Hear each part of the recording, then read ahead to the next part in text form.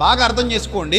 చాలా మంది వ్యక్తిని ప్రేమిస్తారు, వ్యక్తిత్వాన్ని ప్రేమించలేరు. వ్యక్తిని ప్రేమించడానికి ముందు వ్యక్తిత్వాన్ని ప్రేమించండి. చాలా మంది చూడండి, సినిమా హీరోలు ఫోటోలు తీసుకుంటారు, రాజకీయ నాయకులు ఫోటోలు తీసుకుంటారు, సెలబ్రిటీలు కనబడితే ఫోటోలు తీసుకుంటారు. అంటే ఇంతకీ మీరు ప్రేమించేది కటౌట్ ని మాత్రమే, క్యారెక్టర్ ని కాదు.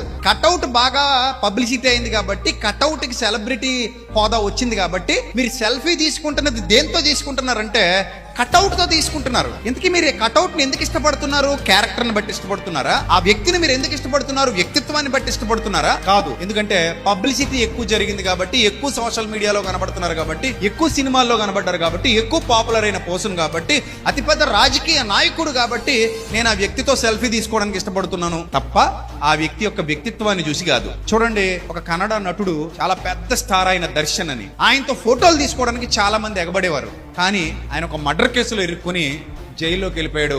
ఒక అమ్మాయి కోసం ఒక అభిమానిని చంపేశాడు ఆయన. సో ఇక్కడ కావాల్సింది కటౌట్ కాదు, కావాల్సింది క్యారెక్టర్. మీరు వ్యక్తిని చూసి ఫోటో కోసం వెళ్ళకూడదు, వ్యక్తిత్వాన్ని చూసి వెళ్ళాలి. వ్యక్తిని అభిమానించకూడదు, వ్యక్తిత్వాన్ని అభిమానించాలి. వ్యక్తి కంటే కూడా వ్యక్తిత్వం గొప్పది. అర్థమైందా?